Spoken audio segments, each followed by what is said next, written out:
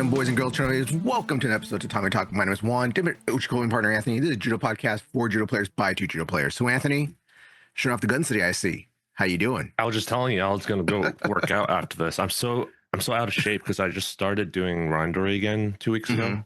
Yeah. So far I've only been doing it once a week, right? But after you did like 2 matches. No, the last week I did 2 matches, and then my body just like gave out. And then the week before that I did half an hour, and I could have kept going, but after I got home, like I couldn't move. That's how out of shape I am, because I haven't been exercising because I was worried about my busting my knee. But it felt good. Well, it's crazy because yesterday we had our open mat Randori class where we invite people to come and stuff, and usually no one comes. Usually a bunch of Hollywood Judo guys, maybe a visitor. It was 103 degrees yesterday. That's what I was saying. That's what I was saying. That's what I'm talking about. So yesterday we're still in spring technically here in Los Angeles, but it was the first hot day of the new year. Like, it was so hot when I came home after Judo, my block had a blackout. I thought it was just my apartment complex, because my complex is, we get blackouts all the damn time. That light where your block is, like the light went out. So I was like, oh, your power is probably out. I didn't even notice. Like, at home I was like, oh my god, how did I get home? Did I like run did I just go through a stop sign or something? It was crazy. But my neighbor, when I get home, he's like, I'm trying to get out the gate, and he's like, no power, Juan, no power. I'm like, no power? I'm like, jamming on the gate, like, oh, okay, so that's why the other gate's just left open. Okay, so, and I'm walking through, another neighbor's like, oh, Juan, the whole power's on. I'm like, oh, it's the whole block, go crazy. But yeah, it was so hot in LA, close to 100 degrees. Some parts of LA was already 100 degrees. And we had Randori, we had regular classes, and it was just so damn hot. And all I did, because I'm still on concussion protocol for another week still, I just did Newaza, and I was like sweating. I was drenched. I didn't know how people were competing. We were still playing Judo. It's just crazy hot yesterday. Well, we've done it before, right? And when I did the filming with the leap, I filmed in 100 and something degrees too. So it was always that first day of the year. The first day is like, oh my god, I forgot I lived in Los Angeles. So we had that kind of fun yesterday. So that was cool. So I'm gonna ask you the question that's on everybody's mind right now. 100 Judo, don't roll your eyes at me. 100 Judo players versus a gorilla and on Tatami. No, we're not gonna talk about it. Just you know why I refuse to address this, even though you guys keep bringing it up. One, when I see stuff like this on social media, I just ignore it. So when you guys asked me that, I was like, oh, I remember seeing it. I have no idea what it's about. And then 2, I don't like it because people start discussing like, oh, are the 100 humans armed? Like, is it 100 big humans or 100 small humans? Like, is it 100 big ones or 100 like little Matthews? Little Matthews versus big. And I'm not big one, everybody. We have another guy at the dojo that is a shaved gorilla. And it's like, are they gonna circle the gorilla? And I'm just like, it's a very simple question. Like, usually you just be like, okay, if I just gather 100 people and told them to attack a gorilla, right? It's not like, let's organize a plan kind of thing. Well, the funny thing is to me that I only ask people I know are going to get annoyed by it. And the funniest that's why people keep asking me, huh? Yeah, of course. You don't want to get annoyed by it. But the funniest thing is that first Philippe was like, oh, that's so stupid. Then he got into it. Technically. That was funny though, watching him do that. But I just don't care. I think it was pointless. There's no, and I really don't like I don't like watching movies that has no answer and no ending, if you know what I mean. Right? Yeah. So for me, this is the same thing. It's like, why are we talking about this? There's no right or wrong answer, and it's unrealistic. Well, you know, there's probably some guy out there that already made a simulation of like a gorilla strength this and biting strength that and their arm strength this and the average man that. There's someone that already made a simulation. Like, we're getting a little we're a little late to the game, I know, because it came out kind of like, it came out the week or maybe right after we did our last episode. So by now we're old guys on it now. I was gonna say something about the guy who made the simulation, but I think we get canceled for saying it. But yeah, that's but I've done even more dumb stuff, I guess, so it's fine. All right. Yeah, long story short, gorilla's gonna lose. That's what I think. Yeah. You heard it first, guy. You heard it here. 100 Judo players can beat a gorilla. Yeah, someone's gonna die, but they'll win. There will be some casualties, but we will Yeah. win in the end. Yeah. All right. So, according to when this gonna be 2 weeks now, but the week before this last podcast went out, here in Los Angeles, we had the Golden State Open. It's usually one of the bigger tournaments in California. It's one of the best ones out here. It actually got. So it used to be a USA Judo point tournament. The points got taken away, and now they're back to being a USA Judo points tournament. So it made it big again. The interesting thing about this tournament this time is that, and I think it was there, like when I first started in judo, it was a huge tournament to have a great spots. Then it kind of happened and it started going to like gymnasiums with no AC units and stuff where we're dying there. But this year it's coming back in. It's So this year was at the what's the full name of it? Whatever, the Los Angeles Convention Center. I know it has like a full name, but whatever. The LA Whatever. It's like whichever rich guy decides to pay the most, right? Yeah. So this year it's at the LA Convention Center, which the interesting about it is that when the Olympics happen, it's going to be the same spot. So the Olympics, when the judo was supposed to happen in the Olympics before, it was going to be over in Brentwood. They changed it. Now it's going to be in downtown. Brentwood. Well, yeah, over at US, not US, at UCLA. That's Westwood. That's not Brentwood. Is that Brentwood? Brentwood is near Culver. You're thinking of Westwood. Am I? Yeah. Ah, whatever. Concussion protocol, people. Concussion protocol still, okay? I was like, what is there in Brentwood? Like, you gonna mow down some people's houses? Like, I've seen worse in other countries, all right? So they're pretty much moving all the combat sports to the convention center, which would be really cool because they do like boxing, fencing, wrestling, judo, I think taekwondo. Actually, I think, is boxing going to be there? Boxing, I think might be there, but whatever. Majority of the combat sports going to be there. So this is, I won't say it was like a dry run of how it's going to be, but it probably was a little bit to see how it would work out and stuff. And it was really cool because they had 8 mats in a U shape, which is crazy. Usually at tournaments you get 4 or 6. U shape. Oh yeah, it was a U shape, huh? Yeah. It was a U shape, 8 mats, which is, like I said, incredible. And me and Anthony talked about calling it a U is kind of a stretch. Okay, C? Yeah, C is more like, because it's really long, right? Yeah. Okay. Yeah, so I think C is much more fitting. A C shape then, okay? Yeah. So me and Anthony afterwards talking about it, we're thinking like, when the Olympics happen, is it 3 mats or 2 mats? I believe it was 2 mats we said, right? It's usually 3. 3, okay. So it's usually 3 mats and stuff. So the reason I remember is because Philippe was talking to well, maybe not the Olympics, we were talking about the World Championships because of the movie that we filmed. Oh yeah, yeah. We didn't film, but we like worked with we helped with. So they were saying like, well, this doesn't work because in the World Championship there's 3 mats. Like that's what they said. So yeah. Yeah. So it was just really cool going there, seeing the venue, and just like I filmed a lot at the convention center, but seeing it set up for judo, it's like, oh my God, this place is huge. Like we have 8 mats here and we're barely using like 2 corridors or 3 corridors or something.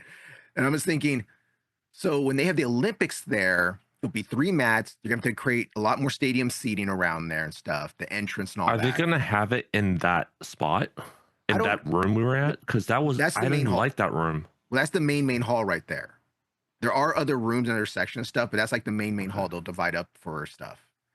So it'll be interesting if they have it there or not. Now I know you didn't like it because you and me both. It was like, it's one of those weird things where it was lit, but it was still dim inside. There was like dark lighting. Yeah, like once I walked in, I was like, what? Why do my eyes hurt? Like I could not understand. And I had to put on my glasses. Usually I only have to put on my glasses when I drive because at night, like when it's kind of half dark, half light. Dusk. But yeah, dusk, twilight, that time frame. But I walked in and I was like, fuck, I can't see. Like, so I had to put my glasses on. And once I put my glasses on, it started because of the light, my glasses showed double, like the glare and everything. And then I thought, okay, maybe it's just me. I'll just go get my eyes checked. And then Philippe had the same problem because he has glasses on too. So yeah, my eyes hurt. So that was not a pleasant experience. Though I'm not going to like say like, oh, you should change your venue because my eyes hurt. Like, I'm not going to say that, but it was annoying. Like honestly, if it's the same spot, I might just not go coach next time just because like it really hurt my head. So yeah, so or I'll just coach without my glasses on. Blind coaching, your coach can't close your eyes. Okay, I can hear you moving right now. I thought it was a very cool venue. It was very interesting because at the same time, they're set up for some sort of concert thing next door to us. There's a Mhm. cheerleading competition next door to us and stuff. It was funny because the cheerleaders kept on trying to go inside the judo thing. And I was like, no, no, this isn't you guys. You guys are down the hall on the other side. Mhm. But it was, I thought it was a really cool venue. It was easy for me to get to because like everyone knows I live in K-Town. Yeah, it's so I easy for me to drive and park and just walk in. It's so much Yeah. I easier. took the metro there, took the red line to the silver line, no, red line to the blue line and stuff. One walk, it was easy. So I thought it was cool just in a different place in LA. Like, I think this is the first tournament in my entire judo career. We actually had a tournament in Los Angeles, not Westminster, not, Yeah. what is it? Clover's, no, not Clover City. Damn, where's the place that used to always have the tournaments back in the day? Uh, Westminster, oh, no, they, Azusa. well, Azusa and West Covina. That's where they used to have a Oh, lot of West tournaments Covina, back in the yeah. day. West Covina used to have a lot of tournaments, but it was cool. So, how was your experience with the tournament this year? I already mentioned the things about the lights. I can't imagine them hosting the Olympics in that room. Not because of the lighting, just because of the layout. Hmm. I don't know how they're gonna fit that many spectators. Well, they're going to Uh, bring in more stadium seating. They have to. it's still not enough, I think. It, and also because of the layout. Hmm. Like it, the corner is like the one. It's not a square. It's not an exact square or rectangular layout. Yeah. So that's why they had to do the youth shape thing. So I'm really struggling to think how you would do like a 3 mat stadium layout where everyone can see something. I guess. Yeah, I really don't see it. I mean, I Well, could be wrong. I'm not saying I'm right. I yeah. can't imagine it being held there. Well, I could just see us be such American arrogance that it's like, oh, well, it's No judo. one's It's gonna not that. watch Yeah, judo. no one's gonna watch judo. Then It's we get not like 10,000. jujitsu. Yeah, they're gonna have 10,000 people show up or more, 50,000 people show up and be like, oh, well, we don't have enough space, everyone. We didn't know that many people like it's such a huge international sport, but we didn't realize it because Like American doesn't like it. I don't even think they would use that space to host like ADCC or something, for example. Hmm. Like I just don't see it. But it is what it is. So uh why does it have to be Los Angeles? Like what? Why not? It's in Los Angeles. Where would you have it at? I mean Ontario out there would be make more sense to me, I think. But where? Or like in one of those like hotels, convention centers out there. Um yeah, but that's besides the point. Anyway, overall event was fine, I guess. I think we had some issue. I don't want to get into it because I could be wrong, but there were some problems with the brackets with a few of our athletes. Hmm. Honestly, I don't know how it happens. Like something's up with either something's up with a smooth comp or something. That it's doing this thing where it messes up the bracket more and more. Hmm. Where our athletes had to like refight matches or like it's just weird. Maybe we'll do a separate episode about it because it's not just this Golden State Open; it's happened in other tournaments. Hmm. Um, like one example to bring up, one of our athletes' matches got she fought once and then she waits an hour, and then she fights once and she waits another freaking hour. Like, why is that happening, right? And then she thought she had to wait another hour, so she like walked off, and then they moved her up by an hour, so we had to yell for her to come back. And then we asked them, like, "Is she done?" And she's like, "Yeah, she's done." So she was like already like getting ready to change. She was like on her phone looking at what to go eat next and stuff. Hmm. Then they added another match, so I'm just like, what the hell? Yeah, that So was she almost weird. missed her match, Hmm. and so she ran back, and she was already cooled off and everything. So she was ready to leave, and she ran out to the mat and competed right away. So, Well, there but was that, and there was also that we had this with two of our players. Actually, I think it happened to three of our players where the thing would be like, "Oh, you're up in 10 minutes," and then be like, "Oh no, you're up in 20 minutes now." Okay, well, how did I get pushed back? Oh no, you're gonna be up in another 10 minutes later after that, and it kept getting pushed back and yeah, back and back I and don't think back. that's the organizers. That No, so I'm saying the that's Smoothcomb's fault. Yeah, that was Smoothcom's fault. But I think the one that I talked about where they move back and forth, I Hmm. think that has and the mess up of the bracket. I think that more has to do with them allowing people to sign up for multiple brackets, Hmm. multiple divisions. Sorry.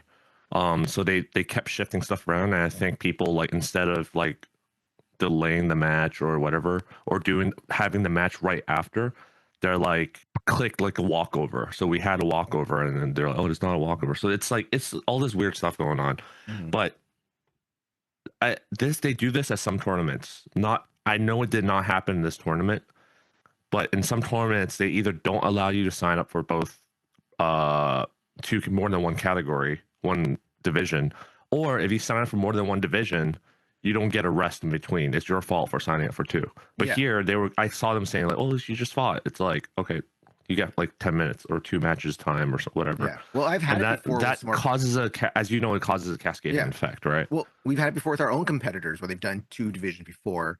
They've had a match on one mat and they're getting called to the next mat, and literally the head ref will be like, "Well, that's not happened on this match, so he didn't fight on this match, so he has to fight right now." And they've had the fight tired and the fight dead.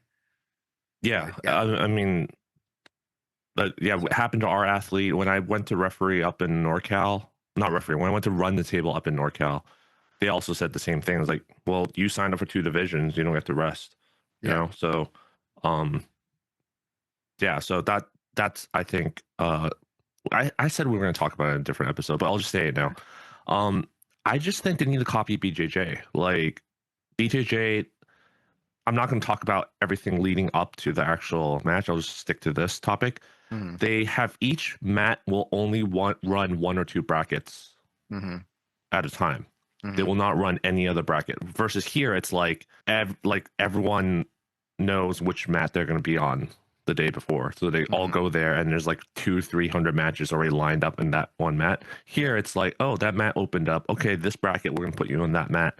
So now you run the whole bracket, and sometimes it happens where people will have to fight back to back in the bracket, and then they'll leave the mat open. Like, there's like, okay, you get 5 minutes, and then no one's fighting on that mat for 5 minutes. And then afterwards, they'll be like, okay, fight, right? So they finish off one bracket at a time instead of jumping back and forth between all these different crazy brackets, which causes the shift that we see in the time, like 1 hour later, 1 hour forward, 1 hour backward. And then, which is why sometimes we have people showing up like 2 hours before, and they're like, oh, your match got moved up by 4 hours. Like, so that's happened. That's because of the way that they run it versus BJJ. It's like, yes, the tournament overall might be longer. Like, instead of finishing at like 4 p.m. or 5 p.m., they might finish at like 8 or 9 p.m. But now, you know, like, the times will be more accurate. Does that make sense? No, I get it. I understand. Yeah, I understand. Because it's more consistent. But yeah, they're not going to do that because, I mean, how long did it take us to convince, not us, but when I say us, like people in general, to convince them to not do walk-up registration and convince them to use smooth comp, right? It took like years. So having them to copy BJJ also must be a very big ego part of it too. So, oh, we don't want to copy BJJ. Those guys don't know what they're doing. So for me, I thought the tournament, like, again, there were a lot of hiccups. Like, I'm so much happy. Like, I always joke, me and Matt always joke around how, like, we're so much happier how things are now with smooth comp than how it was back in the day where you weigh in the day of, you're there for 12 hours and stuff, and you're not gonna know when you're fighting. So it's like, smooth comp's cool. And I really liked how this tournament also, how the way they set it up with that C shape, they had people on both ends where only competitors and people with badges can get through. So that was kept for most of the day pretty well. I will say this, there was a couple instances where a couple of dojos people, you know which ones I'm talking about if you're from Southern California, would just sneak through or just barge their way through, and they would just be there. Like, you would have 10 other people at blocking the way. Blocking the way, blocking the mats and stuff. And it's okay for them to be there, but I had one of my guys. Oh, yeah, that's the other thing, right? Not like, one, there's 2 or 3 guys that the security would not let come through because, oh, your match is in like 15 minutes. Oh, well, just wait a little bit. Just wait a little bit. We'll let you. They called his name, and he's like, I'm there at this table being like, where is he? Where he needs to be warming up right now here. But as the security tells the judo player that's trying to do his job, oh, no, I'll let you in 5 minutes. But I have like 10 of this other dojo that has no badges. They're just parents and family just hanging out in the back area that's not supposed to be there. And it's when I saw one guy when I was walking back and forth, this one parent literally tried to sneak behind a security guard. And I said, I was like, oh, no badge. Like, I'm sorry, just being a little dick here. I said, oh, no badge. And the security guy looked, was like, hey, what are you doing? You're not supposed to be here. He's like, oh no, I'm here for my son. He's like, no, you need to go behind the thing. So it was a little bit better. It was a little bit better than normal. Because one thing I hate about certain tournaments sometimes, like there was one time at was the California State Games, I had a mom and dad behind me where I was coaching at in the coaching section, just screaming behind. I couldn't say nothing because they were screaming so much behind me. I was like, why aren't you over on your kid's side? Go to that side of where your coach is. This is why this is turning into that episode I said I want to talk about. But I know. The way that BJJ does it is again, they block off the entire area, which is what they did this time, but they didn't enforce it because they had volunteers do it. Yeah. What they really need is higher security to do it, which they have security, but they're patrolling. They're not controlling the area. Again, this is not just Golden State Open. This is all tournaments, right? And then no one is allowed in unless you're competing. So they check your name off and then walk you to the mat area.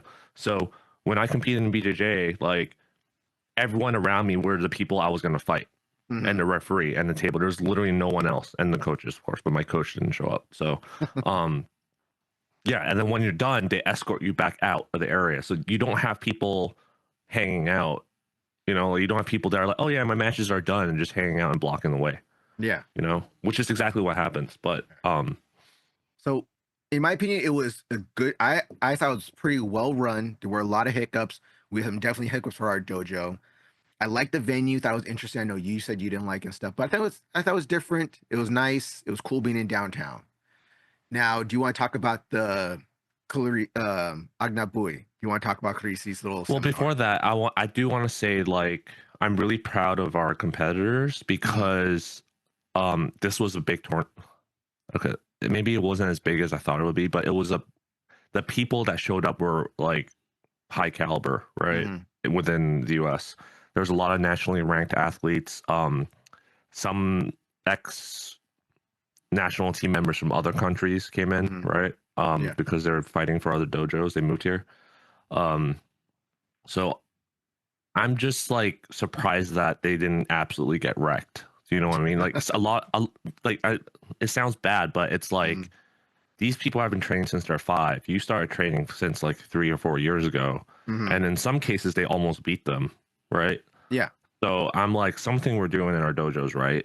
Yeah. So because I'm like, if I was me, I'd be like, oh, this guy's training since he's 5, and now is like on the national team, number 1 ranked, number 2 and 3 ranked in the country. Like, how am I going to beat him? But a lot of our athletes actually held their ground really well for the amount of time they've been training and the age that they started at. It was interesting because in one case, as one of our athletes, I'm like, they're tired, right? Then I remember like, oh crap, right, they're like also 12 years younger, so they're like they're gonna recover faster too. So yeah, but that's all I have to say. Just proud of our athletes. Yeah, I'm always proud of our athletes. No matter win, lose, draw, I'm always proud of them going out there. So after the term was done, you and me, we went out to go eat. We hung out for a little bit. We came back to see what was going on. So we watched a little bit of the Clarice's little seminar, which I forgot was going to be after the tournament. I totally kept thinking it was going to be on Friday, but it turned out to be afterwards. And it was sad because there wasn't a huge turnout for such a major judo player. What do you want me to say? Like, just go refer to our seminar episode. Yeah. Like well, I'm just sad because, like they said, the first day I was giving benefit of the doubt, being like, yeah, look like there's 50 people there, and you're like, nah, I think there's like 20. Well, they had multiple sessions. Yeah. So I did look in, and I think most people there were competitors because for $50, like you're already there, why not, right? Yeah. But we did have one member go. Yeah. We had one member go both days actually. So he man, because there's only one member that went, I want to keep him anonymous, so I will not say what he said. But he will show us something that he thought was useful for one of the days. So I'll just leave it at that. So they did get something out of it. All right. Well, I have not seen yet. He didn't go over it yet, so I don't know. I know he didn't go over it yet. I think the first time I saw him this week was on yesterday, Saturday. I don't think he came during at least he didn't come during the regular classes. Maybe he came on Thursday. Yeah. But that's okay. Before we move on, like also we tried I tried to do like a vlog thing. Is my first time. Oh yeah, how'd that turn out? I haven't had time to edit it. I've been so busy. As you know, I'm leaving for when this episode comes out, I'll be in DC again. Family stuff. So watch out, DC. He's coming for you. Yeah, so I'll be gone again. So I was like wrapping up work and stuff. I might actually edit a little bit of that, but it's my first time doing something like that. Hopefully it turns out well. because I was coaching at the same time, I didn't get to record everyone's stuff. But yeah, we'll see how it goes. All right. So with that, let's go on to our next topic. So last week and this week, or was it this week totally? I was getting my days mixed up.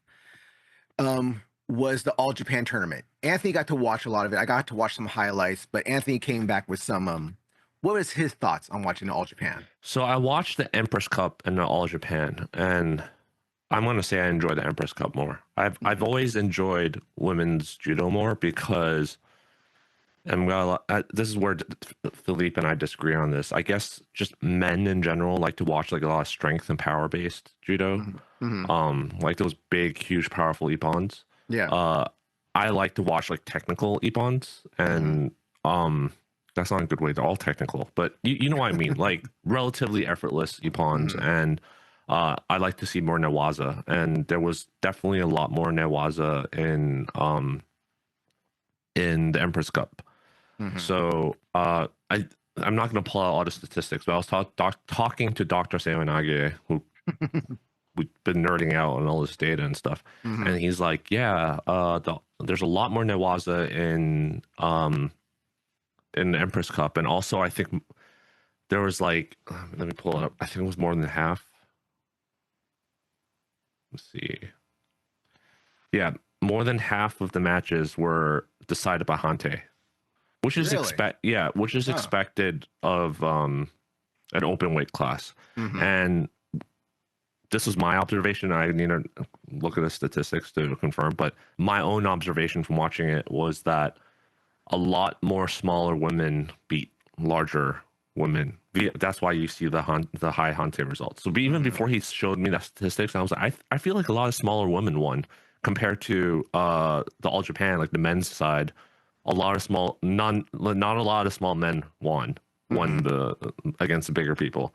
So that's one really viable way of winning against bigger people is Hante. So the statistics matches what I said. Also, the highest scoring technique in the Empress Cup was Kesugatame. Well, was it like what went into Kesugatame? Like what's there like? I don't know. It's just, it says actually it's equal parts Kesugatame, also Togaeshi, Tatashio Katame. So it's a lot of well-rounded techniques that happen. So I really enjoyed watching Empress Cup.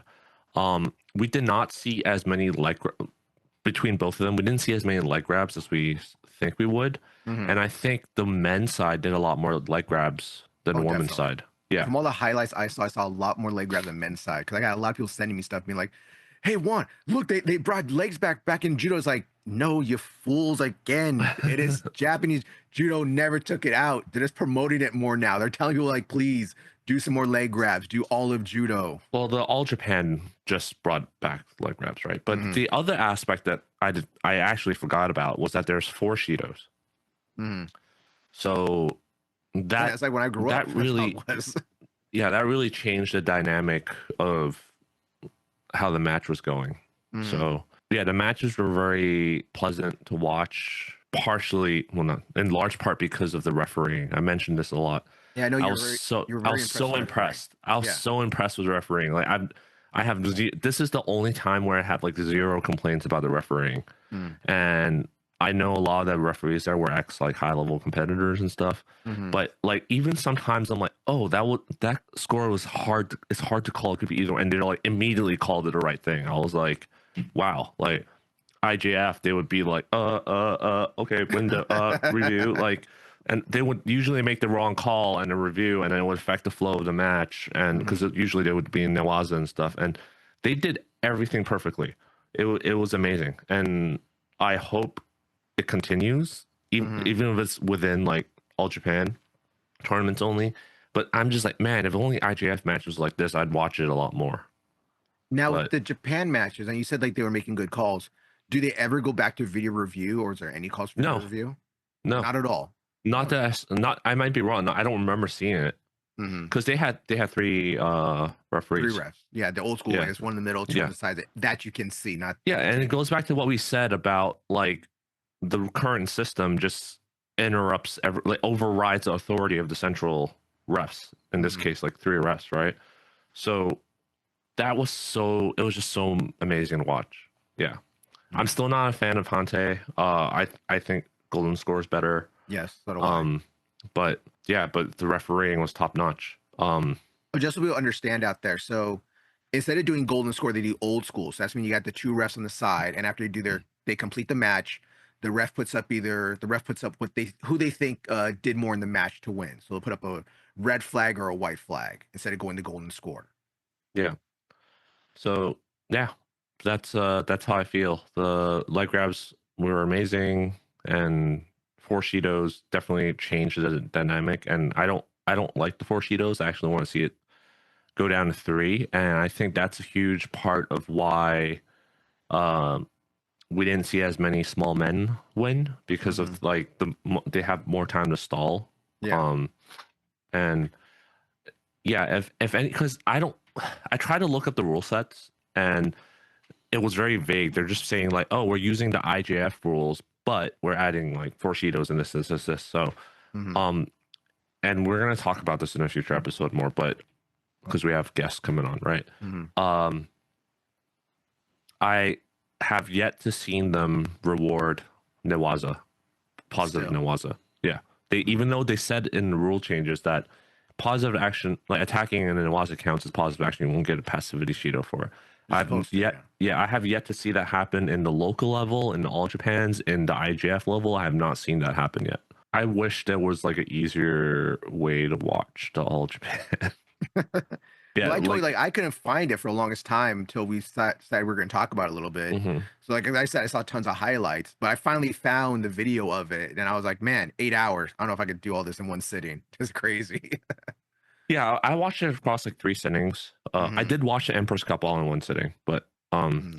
but there's this annoying thing because they have it up on YouTube, and Yeah. then I think they had, for those who live in Japan, they could probably correct me, but they have a contract with like NHK or whatever, where like, oh, from this time to this time, it's gonna be on NHK. So I'm Hmm. like watching the match and it gets cut off, Oh, and it's shit. like, I'm like, oh crap, now I gotta go find an NHK stream, and Uh-huh.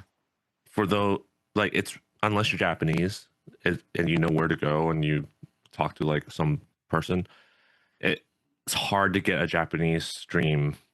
Even if you pay legally, like legally, it's hard to get a Japanese stream. Find out how to watch Japanese TV.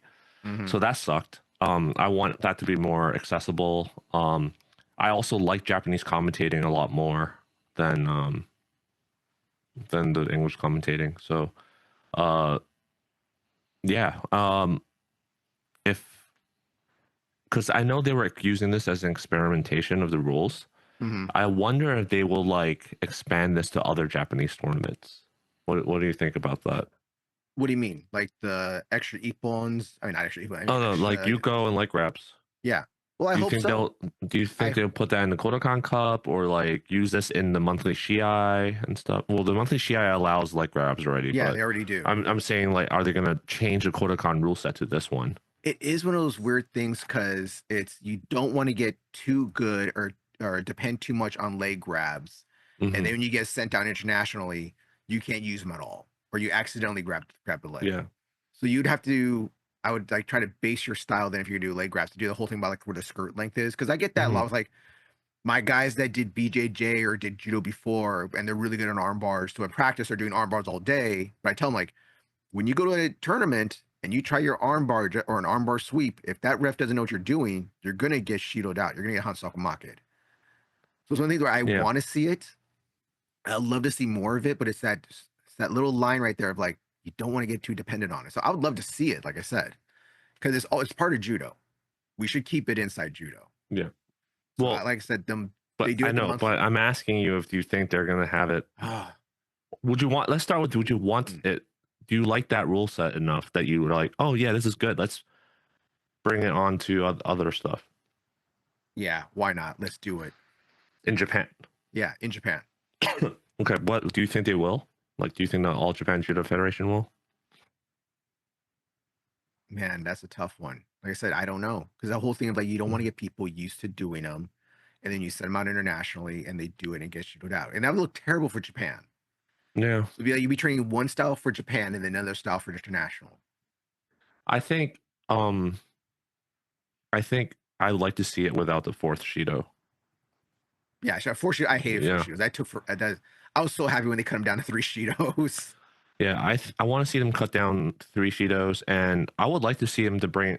I would like to see it bring it to America, maybe not Japan, like because of what you said, like it's going to affect their pipeline for judo athletes. But I'd like to see that as like a instead of Kosen Judo, like I'd like to see this rule set. Yeah. Well, it's just like I always said. There's no reason to try to reinvent the wheel. How about let's just go to an old. Sorry, I meant USJA Newaza rule set. That's what I meant. Okay. Yeah. Because I mentioned I refuse to call it Kosen Judo, whatever they're doing. And I know you're knee wrestling. We talked about that the other day. But my thing is like, there's no reason to try to reinvent the wheel. We have rule sets already.